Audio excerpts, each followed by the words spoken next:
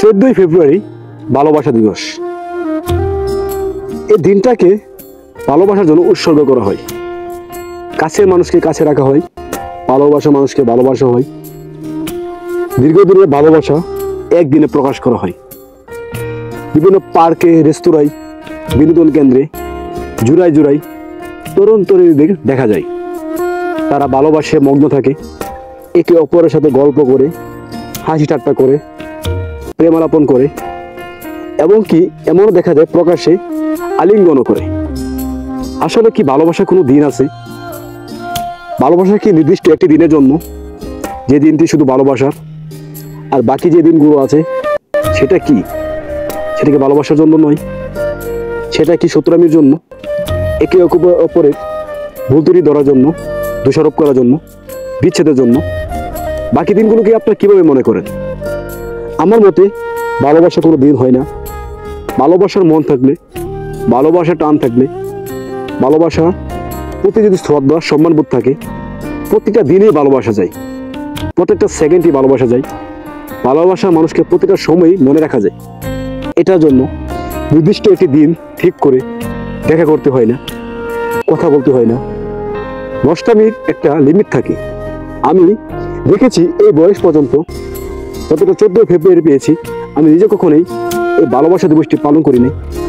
যদিও ক্যামেরার মাঝে অনেকে মিথ্যা কথা বলে, আপনার সেটা মিথ্যাও ভাবতে পারেন, সত্যটা আমি বলছি। আমি কখনোই 14 ফেব্রুয়ারি উপলক্ষে ভালোবাসা দিবসটি পালন করি নাই, কোনো পার্ক বা রেস্তোরাঁয় যাই নাই।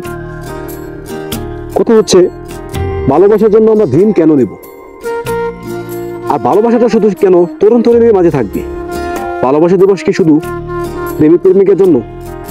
ভালোবাসাটা কি বাবা মায়ের জন্য হয় না, ভাই বোনের জন্য হয় না, আত্মীয় স্বজনের জন্য হয় না?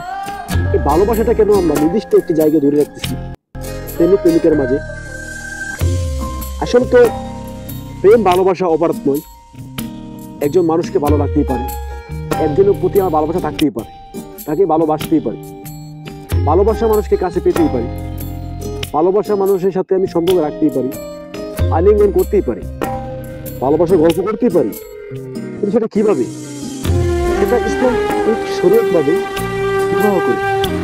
আমি একজন মেয়েকে বিয়ে করি, সংসার করি, তারপরে সুন্দরভাবে ভালোবাসার প্রকাশ করি। এটার জন্য কেন আমার বিয়ের আগে তার সাথে দেখা করতে হবে, তার সাথে থাকতে হবে?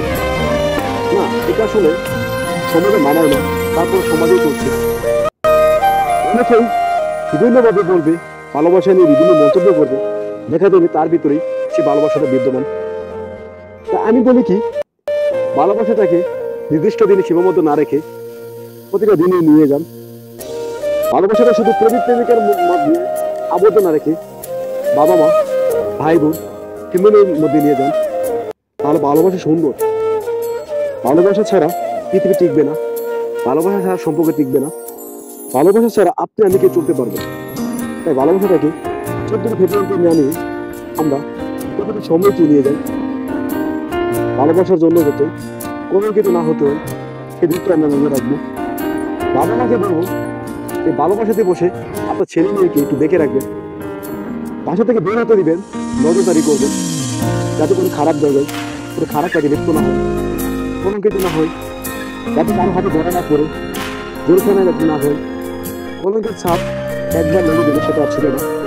তাই আমরা মানুষ, আমরা পশু পাখি নয় যে আমাদেরকে পার্কে গিয়ে বা বিভিন্ন জায়গায় গিয়ে, খোলা মাঠে গিয়ে আমরা পশু পাখির মতো আচরণ করবো। পশু পাখি যে আচরণটা করে, মানুষের চরিত্র যদি পশু পাখির মতো হয়, তার যাকে আর মানুষ বলা যায় না। মানুষের চরিত্র হচ্ছে একটু ভিন্ন রকম, সব দিক থেকে অন্যরকম। তাদের চরিত্রের সাথে কিছুই মিলবে না। তাদের মধ্যে যে ভালোবাসাটা থাকবে সেটা অন্য প্রকৃতি মানুষের সাথে বা প্রাণীর সাথে মিলবে না।